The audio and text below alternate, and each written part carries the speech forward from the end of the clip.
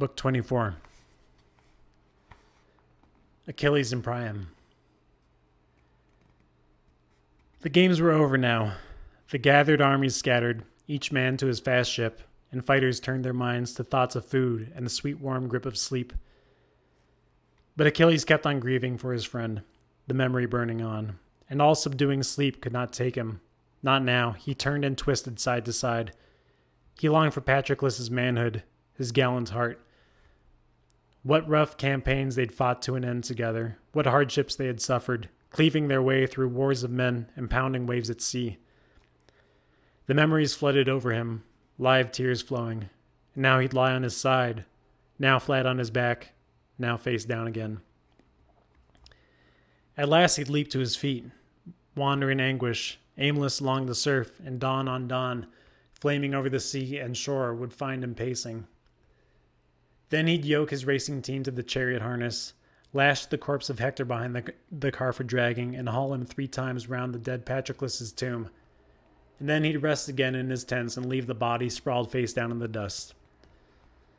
But Apollo pitied Hector, dead man though he was, and warded all corruption off from Hector's corpse, and round him, head to foot, the great god wrapped the golden shield of storm so his skin would never rip as Achilles dragged him on. And so he kept on raging, shaming noble Hector, but the gods in bliss looked down and pitied Priam's son. They kept on urging the sharp-eyed giant killer Hermes to go and steal the body, a plan that pleased them all, but not Hera, Poseidon, or the girl with blazing eyes. They clung to their deathless hate of sacred Troy, Priam and Priam's people, just as they had at first when Paris in all his madness launched the war. He offered Athena and Hera, both goddesses. When they came to his shepherd's fold, he favored love, who dangled before his eyes the lust that loosed disaster. But now, at the 12th dawn since Hector's death, Lord Apollo rose and addressed the immortal powers. Hard-hearted you are, you gods. You live for cruelty. Did Hector never burn in your honor thighs of oxen and flawless, full-grown goats? Now you cannot bring yourselves to save him, even his corpse, so his wife can see him, his mother and his child, his father Priam and Priam's people, how they'd rush to burn his body on the pyre and give him royal rights. But murderous Achilles, you gods, you choose to help Achilles, that man without a shred of decency in his heart. His temper can never bend and change, like some lion going his own barbaric way, giving in to his power, his brute force and wild pride, as down he swoops on the flocks of men to seize his savage feast. Achilles has lost all pity, no shame in the man. Shame that does great harm or drives men on to good. No doubt some mortal has suffered a dearer loss than this. A brother born in the same womb, or even a son. He grieves, he weeps, but then his tears are through. The fates have given mortals hearts that can endure. But this Achilles, first he slaughters Hector, he rips away the noble prince's life, then lashes him to his chariot, drags him round his beloved comrade's tomb. But why, I ask you? What good will it do him? What honor will he gain? Let that man beware, or great and glorious as he is, we mighty gods will wheel on him in anger. Look, he outrages the senseless clay in all his fury. But white-armed Hera flared at him in anger. Yes, there'd be some merit even in what you say, Lord of the Silver Bow, if all you gods, in fact, would set Achilles and Hector high in equal honor. But Hector is mortal. He sucked a woman's breast. Achilles sprang from a goddess, one I reared myself. I brought her up and gave her in marriage to a man, to Peleus, dearest to all your hearts, you gods. All you gods, you shared in the wedding rites, and so did you, Apollo. There you sat at the feast and struck your lyre. What company you keep now, these wretched Trojans? You, forever faithless. But Zeus, who marshals the storm clouds, warned his queen. Now, Hera, don't fly into such a rage at fellow gods. These two can never attain the same degree of honor. Still, the immortals loved Prince Hector dearly, best of all the mortals born in Troy. So I loved him at least. He never stinted with gifts to please my heart. Never once did my altar lack its share of victims, wine cups tips, and the deep smoky savor. These are the gifts we claim. They are our rights. But as for stealing courageous Hector's body, we must abandon the idea. Not a chance in the world behind Achilles' back. For Thetus is always there, his mother always hovering near him night and day. Now, would one of you gods call Thetis to my presence, so I can declare to her my solemn sound decree. Achilles must receive a ransom from King Priam. Achilles must give Hector's body back. So he decreed, and Iris, racing a gale wind down with Zeus's message, mid-sea between Samos and Imbros' rugged cliffs, dove in a black swell as groaning breakers roared. Down she plunged to the bottom fast as a lead weight, sheathed in the glinting lure of wild bull's horn, bearing hooked death to the ravenous fish. And deep in a hollow cave she came on Thetis. Gathered round her sat the immortal sea nymphs, while Thetis amidst them mourned her brave son's fate, doomed to die, she knew, on the fertile soil of Troy, far from his native land. Quick as the wind now, Iris rushed to the goddess, urging, "Rise, Thetis. Zeus, with his everlasting counsels, calls you now." Shifting on her glistening feet, the goddess answered, "Why? What does the great god want with me? I cringe from mingling with the immortals now. Oh, the torment, never-ending heartbreak. But go I shall. A high decree of the Father must not come to nothing, whatever he commands." The radiant queen of sea nymphs seized the veil, blue-black, no robe darker in all the ocean's depths, and launched up and away, with wind-swift Iris leading. The groundswell round them cleaved and opened wide, and striding out on shore they soared to the high sky, and found far-seeing Zeus, and around him all the gods who live in bliss forever sat in a grand assembly. And Thetis took a seat beside the Father. A throne Athena yielded. Hera placed in her hand a burnished golden cup, and said some words of comfort. And taking a few quick sips, Thetis gave it back. The Father of men and gods began to address them. "You have come to Olympus now, immortal Thetis, for all your grief. What unforgettable sorrow seizes on your heart? I know it well myself. Even so, I must tell you why I called you here. For 9 whole days the immortals have been feuding over Hector's corpse and Achilles' scourge of cities. They keep urging the sharp-eyed giant killer Hermes to go and steal the body, but that is not my way. I will grant Achilles glory, and so safeguard your awe and love of me for all the years to come. Go at once to the camp, give your son this order.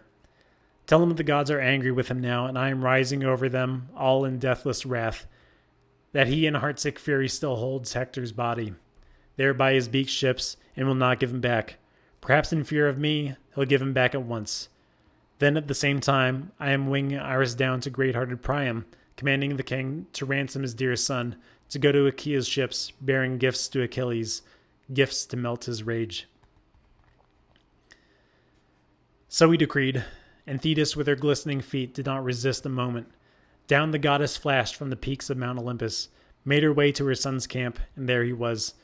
She found him groaning hard, choked with sobs. Round him trusted comrades swung to the work, preparing breakfast, steadying in their midst a large fleecy sheep just slaughtered in the shelter. But his noble mother, setting down at his side, stroked Achilles gently, whispering his name. "My child, how long will you eat your heart out here in tears and torment? All wiped from your mind, all thought of food and bed? It's a welcome thing to make love with a woman. You don't have long to live now, well I know. Already I see them looming up beside you, death and the strong force of fate. Listen to me quickly. I bring you a message sent by Zeus. He says the gods are angry with you now, and he is rising over them all in deathless wrath, that you in heartsick fury still hold Hector's body, here by your beaked ships, and will not give him back. Oh, give him back at once. Take ransom for the dead." The swift runner replied in haste, "So be it. The man who brings the ransom can take away the body if Olympian Zeus himself insists in all earnest." While mother and son agreed among the clustered ships, trading between each other many winged words, Father Zeus sped Iris down to sacred Troy. "Quick on your way now, Iris, sheer the wind. Leave our Olympian stronghold. Take a message to great-hearted Priam down in Troy. He must go to Achilles' ships and ransom his dear son, bearing gifts to Achilles, gifts to melt his rage. But let him go alone, no other Trojan attend him, only a herald with him, a seasoned, older one who can drive the mules and smooth running wagon and bring the hero's body back to sacred Troy. The man that brilliant Achilles killed in battle. Let him have no fear of death, no dread in his heart. Such a powerful escort we will send him. The giant killer Hermes will guide him all the way to Achilles' presence. And once the god has led him within the fighter's shelter, Achilles will not kill him. He'll hold back all the rest. Achilles is no madman, no reckless fool, not the one to defy the gods' commands. Whoever begs his mercy, he will spare with all the kindness in his heart. So he decreed, and Iris ran his message, racing with gale force to Priam's halls, where cries and mourning met her. Sons huddled around their father deep in the courtyard, robes drenched with tears, and the old man amidst them, buried, beaten down in the cloak that wrapped his body. Smeared on the old man's head and neck, the dung lay thick that he scraped up in his own hands, groveling in the filth. Throughout the house, his daughters and sons' wives wailed, remembering all the fine brave men who lay dead now, their lives destroyed at the fighting Argives' hands. And Iris, Zeus's crier, standing alongside Priam, spoke in a soft voice, but his limbs shook at once. Courage, Dardan Priam, take heart. Nothing to fear. No herald of doom. I come on a friendly mission. I come with all good will. I bring you a message sent by Zeus, a world away, but he has you in his heart. He pities you now. Olympian Zeus commands you to ransom royal Hector, to bear gifts to Achilles, gifts to melt his rage. But you must go alone, no other Trojan attend you. Only a herald with you, a seasoned older one who can drive the mules and smooth running wagon and bring the hero's body back to sacred Troy, the man that brilliant Achilles killed in battle. But have no fear of death, no dread in your heart. Such a powerful escort will conduct you. The giant killer Hermes will guide you all the way to Achilles' presence. And once the god has led you within the fighter's shelter, Achilles will not kill you. He'll hold back all the rest. Achilles is no madman, no reckless fool, not the one to defy the gods' commands. Whoever brings his mercy, he will spare with all the kindness in his heart. And Iris, racing the wind, went veering off, and Priam ordered his sons to get a wagon ready, a good, smooth-running one, to hitch the mules and strap a big wicker cradle across its frame. Then down he went himself to his treasure chamber, high-ceilinged, paneled, fragrant with cedar wood, and a wealth of precious objects filled its chests. He called out to his wife Hecuba, "Dear woman, an Olympian messenger came to me from Zeus. I must go to Achaea's ships and ransom our dear son, bearing gifts to Achilles, gifts to melt his rage. Tell me, what should I do? What do you think? Myself, a terrible longing drives me, heart and soul, down to the ships, into the vast Achaean camp." But his wife cried out in answer, No, where have your senses gone? That made you famous once, both among outland men and those you rule in Troy. How can you think of going to the ships alone and face the glance of the man who killed your sons, so many fine brave boys? You have a heart of iron. If he gets you in his clutches, sets his eyes on you, that savage, treacherous man will show you no mercy, no respect for your rights. Come, all we can do now is sit in the halls, far from our son, and wail for Hector. So this is the doom that strong fate spun out, our son's lifeline drawn with his first breath, the moment I gave him birth. To glut the wild dogs, cut off from his parents, crushed by the stronger man. Oh, would to God that I could sink my teeth in his liver, eat him raw. That would avenge what he has done to Hector. No coward the man Achilles killed. My son stood and fought for the men of Troy and their deep-breasted wives, with never a thought of flight or run for cover. But the old and noble Priam answered firmly, I will go. My mind's made up. Don't hold me back. And don't go flying off on your own across the halls, a bird of evil omen. You can't dissuade me now. If someone else had commanded me, some mortal man, some prophet staring into the smoke, some priest, I'd call it a lie and turn my back upon it. Not now. I heard her voice with my own ears. I looked straight at the goddess face to face. So I'm going. Her message must not come to nothing. And if it is my fate to die by the beaked ships of Achaeans armed in bronze, then die I shall. Let Achilles cut me down straight away, once I've caught my son in my arms and wept my fill. He raised back the carved lids of the chests and lifted out 12 robes, handsome, rich brocades, 12 cloaks, unlined and light, as many blankets, as many big white capes and shirts to go with them. He weighed and carried out 10 full bars of gold, and took 2 burnished tripods, 4 fine cauldrons, and last a magnificent cup the Thracians gave him once. He'd gone on an embassy and won that priceless treasure. But not even that did the old man spare in his halls. Not now, consumed with desire to ransom back his son. Crowds of Trojans were mobbing his colonnades. He gave them a tongue lashing, sent them packing. Get out, you good-for-nothings, public disgraces. Haven't you got enough to wail about at home without coming here to add to all my griefs? You think it nothing, the pain that Zeus has sent me? He's destroyed my best son. You'll learn too in tears. Easier game you'll be for Argive troops to slaughter, now my Hector's dead. But before I have to see my city annihilated, laid waste before my eyes, oh, let me go down to the house of death. He herded them off with his staff, so they fled outside before the old man's fury. So he lashed out at his sons, cursing the sight of Helenus, Paris, noble Agathon, Pammon, Antiphanus, Polites, loud with the war cry, Deiphobus, and Hippothus, even lordly Dias. The old man shouted at all 9, rough commands. Get to your work, my vicious sons, my humiliations. If only you'd all been killed at the fast ships instead of my dear Hector. But I, dear God, my life so cursed by fate, I fathered hero sons in the wide realm of Troy, and now not a single one is left, I tell you. Mestor the indestructible, Troilus, passionate horseman, and Hector, a god among men. No son of a mortal man, he seemed a deathless god's. But Ares killed them all, and all he left me are these disgraces, liars, dancers, heroes only at beating the dancing rings. You plunder your own people for lambs and kids. Why don't you get my wagon ready now at once?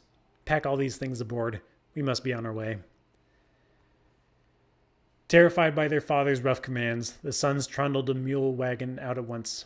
A good, smooth-running one, newly finished, balanced and bolted tight, and strapped a big wicker cradle across its frame. They lifted off its hook a boxwood yoke for the mules, its bulging pommel, fitted with rings for guide reins. Brought out with a yoke, its yoke strap 9 arms long, and wedged the yoke down firm on the sanded, tapered pole, on the front peg, and slipped the yoke ring onto its pin. Strapped in the pommel with 3 good twists, both sides, then lashed the assembly round and down the shaft, and under the clamp they made the lashing fast. Then the priceless ransom for Hector's body. Hauling it up from the vaults, they piled it high on the wagon's well-made cradle. Then they yoked the mules, stamping their sharp hoofs, trained for heavy loads, that the Mysians once gave Priam, princely gifts. And last they yoked his team to the king's chariot, stallions he bred himself in his own polished stalls. No sooner were both men harnessed up beneath the roofs, Priam and herald, mind set on the coming journey, than Hecuba rushed up to them, gaunt with grief, her right hand holding a golden cup of honeyed wine, so the men might pour libations forth at parting. She stood in front of the horses, crying up at Priam, Here, quickly, pour a libation out to Father Zeus.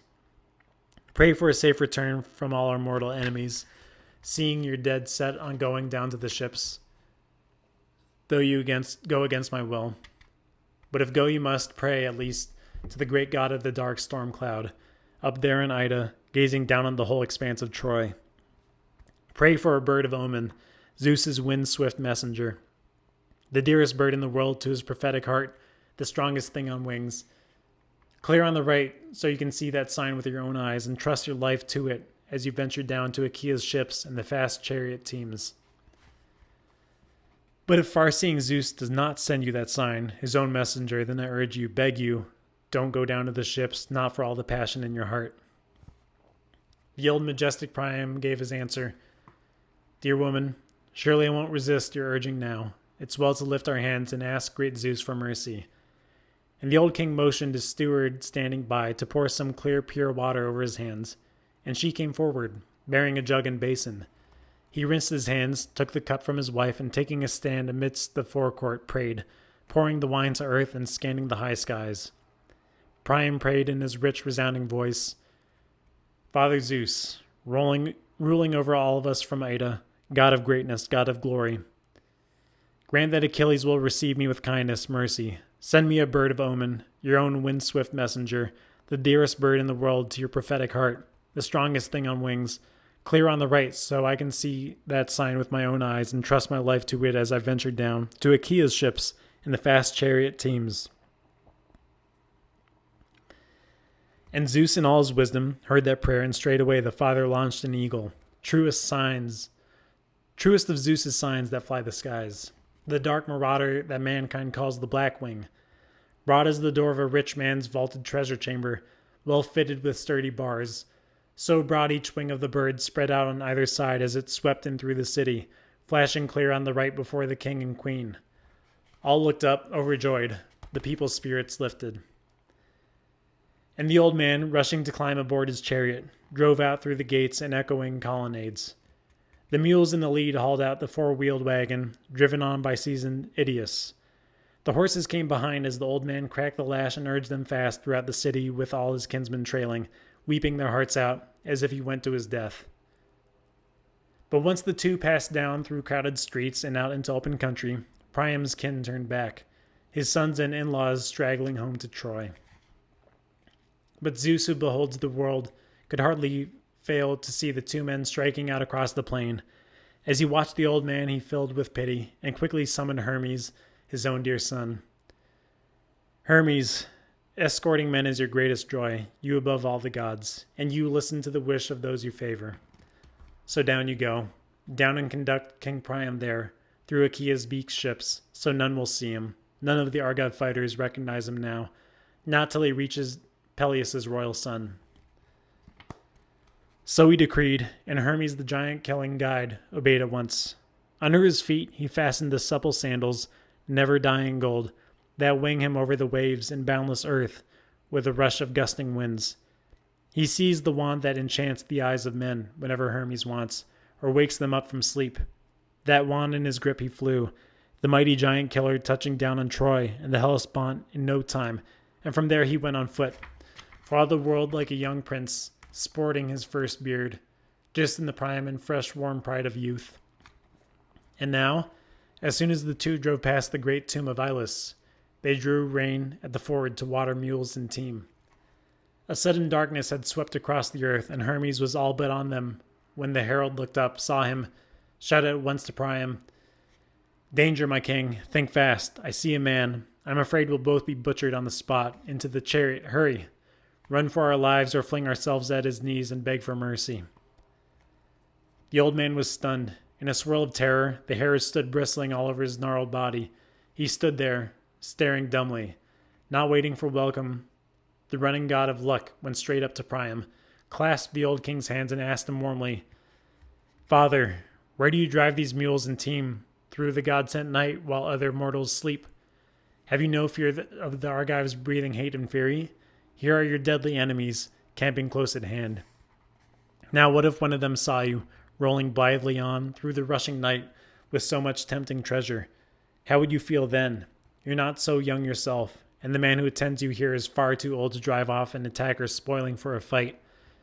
But I would never hurt you, and what's more, I beat off any man who do you harm. You remind me of my dear father to the life." And the old and noble Priam said at once, "Our straits are hard, dear child, as you say, but a god still holds his hands above me, even me, sending such a traveler here to meet me. What a lucky omen. Look at your build, your handsome face, a wonder. In such good sense, your parents must be blissful as the gods."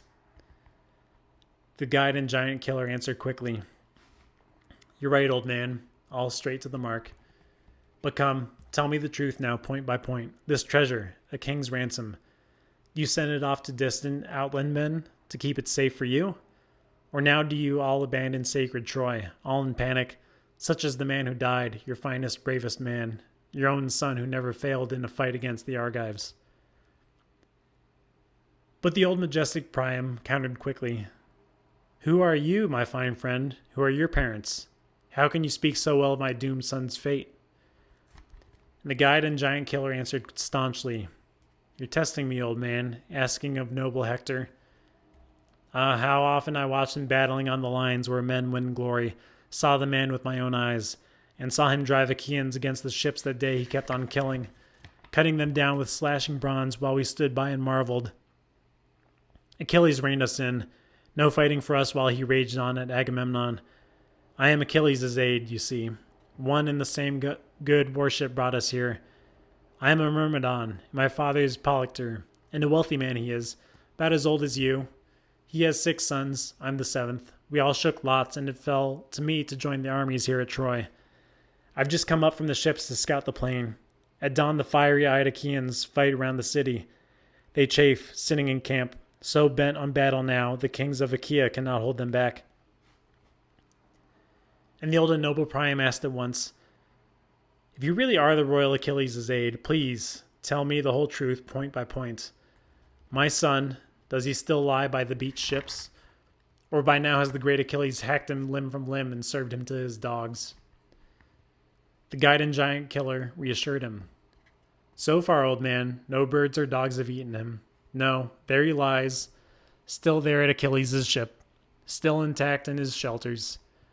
This is the 12th day he's lain there too, but his body is not decayed, not in the least, nor have the worms begun to gnaw his corpse, the swarms that devour men who fall in battle. True, dawn on fiery dawn he drags him round his beloved comrade's tomb, drags him ruthlessly, but he cannot mutilate his body. It's marvelous, go see for yourself how he lies there fresh as dew, the blood washed away, and no sign of corruption. All his wounds sealed shut wherever they struck, and many drove their bronze blades through his body. Such pains the blissful gods are lavishing on your son. Dead man though he is, the gods love him dearly.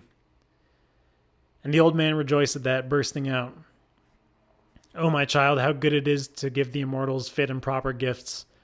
Now take my son, or was he all a dream? Never once in his halls did he forget the gods who hold Olympus, never. So now they remember him, if only after death. Come, this handsome cup, accept it from me, I beg you. Protect me, escort me now, if the gods will it so, all the way till I reach Achilles' shelter." The guide and giant killer refused him firmly. "You test me again, old man, since I am young, but you will not persuade me, tempting me with a gift behind Achilles' back. I fear the man. I die of shame to rob him. Just think of the trouble I might suffer later.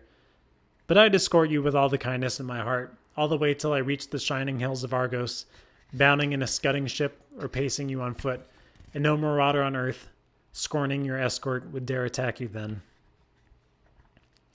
And the god of luck, leaping onto the chariot right behind the team, quickly grasped the whip and reins in his hands, and breathed fresh spirit into the mules and horses. As they reached the trench and rampart round the fleet, the sentries had just begun to set out supper there, but the giant killer plunged them all in sleep. He spread the gates at once, slid back the bars, and ushered Priam in with his wagon load of treasure. Now, at last, they approached royal Achilles' shelter, the tall, imposing lodge the Myrmidons built their king, hewing planks of pine, and roofed it high with thatch, gathering thick shaggy reeds from the meadow banks. Around it built their king a spacious courtyard, fenced with close-set stakes. A single pine beam held the gates, and it took 3 men to ram it home, 3 to shoot the immense bolt back and spread the doors, 3 average men. Achilles alone could ram it home himself. But the god of luck now spread the gates for the old man, drove in the glinting gifts for Peleus' swift son, climbed down from behind the team, and said to Priam, "Old man, look, I am a god come down to you. I am immortal Hermes. My father sent me here to be your escort, but now I will hasten back.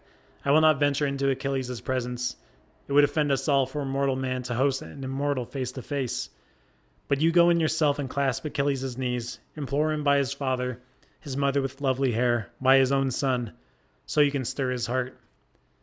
With that urging, Hermes went his way to the steep heights of Olympus, but Priam swung down to earth from the battle car, and leaving Idaeus there to rein in mules and team, the old king went straight up to the lodge where Achilles, dear to Zeus, would always sit. Priam found the warrior there inside, many captains sitting some way off, but 2, veteran Automedon and the fine fighter Alcimus, were busy serving him. He had just finished dinner, eating, drinking, and the table still stood near.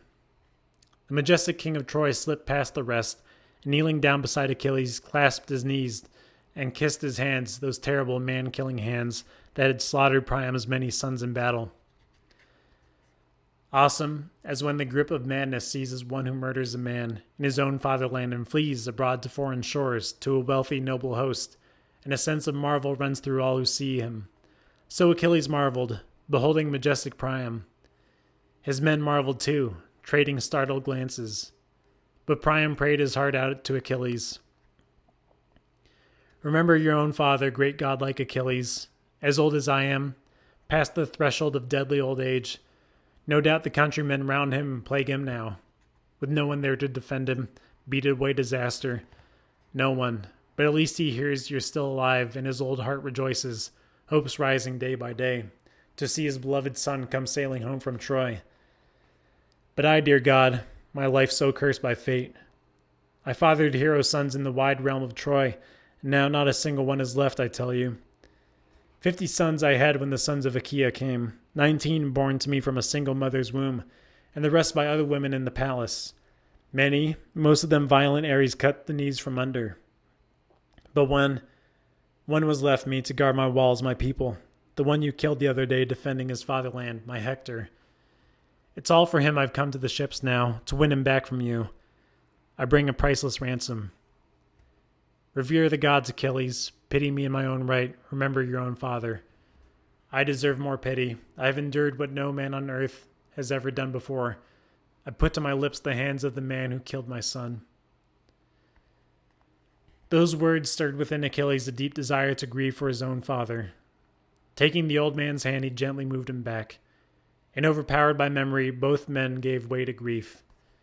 Priam wept freely for man-killing Hector, throbbing, crouching before Achilles' feet as Achilles wept himself, now for his father, now for Patroclus once again. Their sobbing rose and fell throughout the house. Then, when brilliant Achilles had his fill of tears and the longing for it had left his mind and body, he rose from his seat, raised the old man by the hand, and filled with pity now for his gray head and gray beard, he spoke out winging words, flying straight to the heart. Poor man, how much you've borne, pain to break the spirit. What daring brought you down to the ships all alone, to face the glance of the man who killed your sons, so many fine brave boys? You have a heart of iron. Come, please sit down on this chair here. Let us put our griefs to rest in our own hearts. Rake them up no more, raw as we are with mourning. What good's to be won from tears that chill the spirit? So the immortals spun our lives that we wretched men live on to bear such torments. The gods live free of sorrows. There are 2 great jars that stand on the floor of Zeus's halls and hold his gifts. Our miseries one, the other blessings. When Zeus, who loves the lightning, mixes gifts for a man, now he meets with misfortune, now good times in turn. When Zeus dispenses gifts from the jar of sorrows only, he makes a man an outcast, brutal. Ravenous hunger drives him down with the face of the shining earth, stalking far and wide, cursed by gods and men. So with my father Peleus. What glittering gifts the gods rained down from the day that he was born. He excelled all men in wealth and pride of place. He lorded the Myrmidons, and mortal that he was. They gave the man an immortal goddess for a wife. Yes, but even on him the father piled hardships. No powerful race of princes born in his royal halls. Only a single son he fathered, doomed at birth, cut off in the spring of life. And I give the man no care as he grows old, since here I sit in Troy, far from my fatherland, a grief to you, a grief to all your children. And you too, old man, we hear you prospered once, as far as Lesbos, Macar's kingdom, bounds to seaward, Phrygia east and upland, the Hellespont vast and north. That entire realm, they say, you lorded over once. You excelled all men, old king, in sons and wealth. But then the gods of heaven brought this agony on you. Ceaseless battles round your walls, your armies slaughtered. You must bear up now. Enough of endless tears, the pain that breaks the spirit. Grief for your son will do no good at all. You will never bring him back to life. Sooner you must suffer something worse. But the old and noble Priam protested strongly. Don't make me sit on a chair, Achilles, prince, not while Hector lies uncared for in your camp. Give him back to me now, no more delay. I must see my son with my own eyes. Accept the ransom I bring you, king's ransom. Enjoy it, all of it. Return to your own native land, safe and sound, since now you've spared my life. A dark glance, and the headstrong runner answered, No more, old man, don't tempt my wrath, not now. My own mind's made up to give you back your son. A messenger brought me word from Zeus, my mother, Thetus, who bore me, the old man of the sea's daughter. What's more, I can see through you, Priam, no hiding the fact from me. One of the gods has led you down to Achilles' fast ships. No man alive, not even a rugged young fighter, would dare to venture into our camp. Never. How could he slip past the sentries unchallenged, or shoot back the bolt of my gates with so much ease? So don't anger me now. Don't stir my raging heart still more, or under my own roof I may not spare your life, old man. Suppliant that you are, may break the laws of Zeus. The old man was terrified. He obeyed the order, but Achilles bounded out of doors like a lion, not alone but flanked by his two aides in arms, veteran Automedon and Alcimus, steady comrades. Achilles' favorite next to the dead Patroclus. They loosed from harness the horses and the mules. They led the herald in, the old king's crier, and sat him down on a bench. From the polished wagon they lifted the priceless ransom brought for Hector's corpse, but they left behind 2 capes and a finely woven shirt to shroud the body well when Priam bore him home. Then Achilles called the serving women out. Bathe and anoint the body. Bear it aside first. Priam must not see his son. He feared that, overwhelmed by the sight of Hector, wild with grief, Priam might let his anger flare, and Achilles might fly into fresh rage himself, cut the old man down, and break the laws of Zeus. So when the maids had bathed and anointed the body, sleek with olive oil, and wrapped it round and round, in a braided battle shirt and handsome battle cape, then Achilles lifted Hector up in his own arms, and laid him down on a bier, and comrades helped him raise the bier and body onto the sturdy wagon. Then a groan he called his dear friend by name. Feel no anger at me, Patroclus, if you learn, even there in the house of death, I let his father have Prince Hector back. He gave me a worthy ransom, and you shall have your share from me as always. Your fitting, lordly share. So he vowed, and brilliant Achilles strode back to his shelter, sat down on the well-carved chair that he had left at the far wall of the room, leaned toward Priam, and firmly spoke the words the king had come to hear. Your son is now set free, old man, as you requested. Hector lies in state. With the first light of day, you will see for yourself as you convey him home. Now, at last, let us turn our thoughts to supper. Even Niobe, with her lustrous hair, remembered food, though she saw a dozen children killed in her own halls, 6 daughters and 6 sons in the pride and prime of youth. True, Lord Apollo killed the sons with his silver bow, and Artemis showered arrows, killing the daughters. Both gods were enraged at Niobe. Time and again she placed herself on a par with their own mother, Leto, in her immortal beauty. How she insulted Leto. All you have borne is 2, but I have borne so many. So too as they were, they slaughtered all their children. 9 days they lay in their blood, no one to bury them. Cronus' son had turned the people into stone. Then on the 10th the gods of heaven interred them.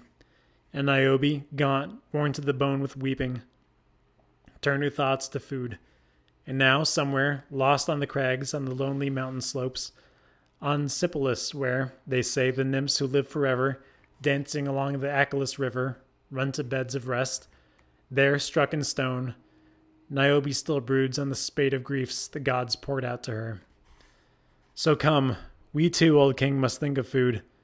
Later you can mourn your beloved son once more, when you bear him home to Troy, and you'll weep many tears.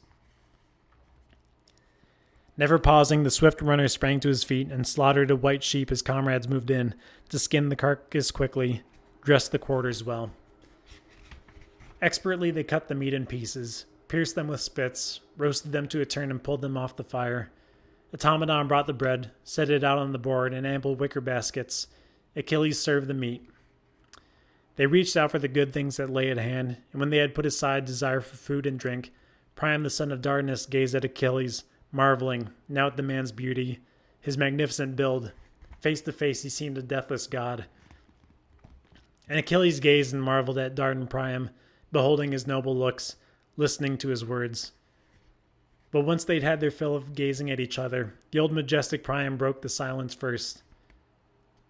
Put me to bed quickly, Achilles, prince. Time to rest, to enjoy the sweet relief of sleep. Not once had my eyes closed shut beneath my lids from the day my son went down beneath your hands. Day and night I groan, brooding over the countless griefs, groveling in the dung that fills my walled-in court. But now at long last I have tasted food again and let some glistening wine go down my throat. Before this hour I had tasted nothing. He shook his head as Achilles briskly told his men and serving women to make beds in the porch's shelter, to lay down some heavy purple throws for the beds themselves, and over them spread some blankets, thick woolly robes, a warm covering laid on top. Torches in hand, they left the hall and fell to work at once. In no time, 2 good beds were spread and made. Then Achilles nodded to Priam, leading the king on with brusque advice. Sleep outside, old friend, in case some Achaean captain comes to visit. They keep on coming now, huddling beside me, making plans for battle. It's their duty. But if one saw you here in the rushing dark night, he'd tell Agamemnon straight away, our good commander. Then you'd have real delay in ransoming the body. One more point. Tell me. Be precise about it. How many days do you need to bury Prince Hector? I will hold back myself and keep the Argive armies back that long. And the old and noble Priam answered slowly, if you truly want me to give Prince Hector burial, full royal honors, you'd show me a great kindness, Achilles, if you would do exactly as I say. You know how crammed we are inside our city, how far it is to the hills to haul in timber, and our Trojans are afraid to make the journey. Well, 9 days we should mourn him in our halls. On the 10th we'd bury Hector, hold the public feast. On the 11th build the barrow high above his body. On the 12th we'd fight again, if fight we must. The swift runner Achilles reassured him quickly. All will be done, old Priam, as you command. I will hold our attack as long as you require. With that he clasped the old king by the wrist, by the right hand, to free his heart from fear. Then Priam and a herald, mind set on the journey home, bedded down for the night within the porch's shelter, and deep in his sturdy, well-built lodge Achilles slept, with Briseis in all her beauty, sleeping by his side. Now the great array of gods and chariot-driving men slept all night long, overcome by gentle sleep. But sleep could never hold the running escort. Hermes kept on turning it over in his mind. How could he convoy Priam clear of the ships, unseen by devoted guards who held the gates? Hovering at his head, the escort rose and spoke. Not a care in the world, old man? Look at you. How you sleep in the midst of men who'd kill you, just because Achilles spared your life. Now, yes, you've ransomed your dear son for a king's ransom. But wouldn't the sons you left behind be forced to pay 3 times as much for you alive? What if Atreides Agamemnon learns you're here? What if the whole Achaean army learns you're here? The old king woke in terror, roused the herald. Hermes harnessed the mules and team for both men, drove them fast through the camp, and no one saw them. Once they reached the ford where the river runs clear, the strong, whirling Xanthus, sprung of immortal Zeus, Hermes went his way to the steep heights of Olympus, as dawn flung out her golden robe across the earth. And the 2 men, weeping, groaning, drove the team toward Troy, and the mules brought on the body. No one saw them at first, neither man nor woman, none before Cassandra, golden as goddess Aphrodite. She had climbed to Pergamus heights, and from that point she saw her beloved father swaying tall in the chariot, flanked by the herald, whose cry could rouse the city. And Cassandra saw him too, drawn by the mules and stretched out on his bier. She screamed, and her scream rang out through all Troy. Come, look down, you men of Troy, you Trojan women. Behold Hector now. If you ever once rejoiced to see him striding home alive from battle, he was the greatest joy of Troy and all her people. Her cries plunged Troy into uncontrollable grief, and not a man or woman was left inside the walls. They streamed out of the gates to meet Priam, bringing in the body of the dead. Hector, his loving wife and noble mother, were first to fling themselves on the wagon rolling on, the first to tear their hair, embrace his head, and a wailing throng of people milled around them. Now, all day long till the sun setting went down, they would have wept for Hector before the gates, if the old man steering the car had not commanded, "Let me through with the mules. Soon, in a moment, you can have your fill of tears, once I've brought him home." So he called, and the crowds fell back on either side, making way for the wagon. Once they had borne him into the famous halls, they laid his body down on his large carved bed, and set beside him singers to lead off the laments, and their voices rose in grief. They lifted the dirge high as the women wailed in answer, and white-armed Andromache led their songs of sorrow, cradling the head of Hector, man-killing Hector gently in her arms. "O my husband, cut off from life so young, you leave me a widow lost in the royal halls, and the boy only a baby, the son we bore together, you and I so doomed. I cannot think he will ever come to manhood. Long before that the city will be sacked, plundered top to bottom. Because you are dead, her great guardian, you who always defended Troy, who kept her loyal wives and helpless children safe, all who will soon be carried off in the hollow ships, and I with them. And you, my child, will follow me to labor somewhere at harsh, degrading work, slaving under some heartless master's eye. That, or some Achaean marauder will seize you by the arm and hurl you headlong down from the ramparts. Horrible death. Enraged at you because Hector once cut down his brother, his father, or his son. Yes, hundreds of armed Achaeans gnawed the dust of the world, crushed by Hector's hands.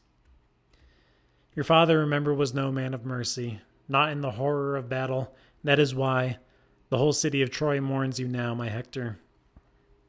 You've brought your parents accursed tears and grief, but to me, most of all, you've left the horror, the heartbreak. For you never died in bed and stretched your arms to me, or said some last word from the heart I can remember, always weeping for you through all my nights and days."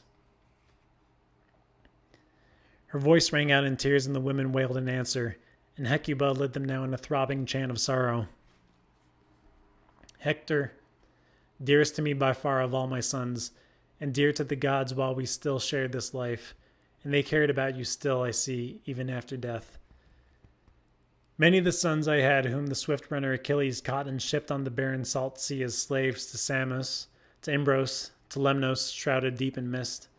But you, once he slashed away your life with his brazen spear, he dragged you time and again round his comrade's tomb. Patroclus, whom you killed. Not that he brought Patroclus back to life by that, but I have you with me now. Fresh as the morning dew you lie in the royal halls, like one whom Apollo, lord of the silver bow, has approached and shot's death with gentle shafts." Her voice rang out in tears, and an endless wail rose up, and Helen, the third in turn, led their songs of sorrow. "Hector, dearest to me of all my husband's brothers, my husband Paris, magnificent as a god. He was the one who brought me here to Troy. Oh, how I wish I'd died before that day. But this, now, is the 12th year for me, since I sailed here and forsook my own native land. Yet never once did I hear from you a taunt, an insult. But if someone else in the royal halls would curse me, one of your brothers or sisters, or brothers' wives, trailing their long robes, even your own mother, not your father, always kind as my own father, why, you'd restrain them with words, Hector. You'd win them to my side. You with your gentle temper, all your gentle words. And so in the same breath I mourn for you and me, my doom-struck, harrowed heart. Now there was no one left in the wide realm of Troy, no friend to treat me kindly. All the countrymen cringed from me in loathing." Her voice rang out in tears, and vast throngs wailed, and old King Priam rose and gave his people orders. "Now, you men of Troy, haul timber into the city. Have no fear of an Argive ambush, packed with danger. Achilles vowed, when he sent me home from the black ships, not to do us harm till the 12th dawn arrives." At his command they harnessed oxen and mules to wagons. They assembled before the city walls with all good speed, and for 9 days hauled in a boundless store of timber.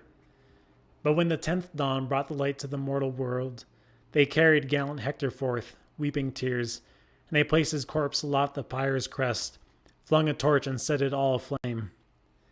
At last, when young dawn with her rose-red fingers shone once more, the people massed around illustrious Hector's pyre. And once they'd gathered, crowding the meeting grounds, They first put out the fires with glistening wine, wherever the flames still burned in all their fury. Then they collected the white bones of Hector, all his brothers, his friends in arms, mourning, and warm tears came streaming down their cheeks. They placed the bones they found in a golden chest, shrouding them round and round in soft purple cloths. They quickly lowered the chest in a deep, hollow grave, and over it piled a corpse of huge stones closely set. Then hastily heaped a barrow, posted lookouts all around for fear the Achaean combat troops would launch their attack before the time agreed. And once they had heaped the mound, they turned back home to Troy, and gathering once again they shared a splendid funeral feast in Hector's honor, held in the house of Priam, king by will of Zeus. And so the Trojans buried Hector, breaker of horses.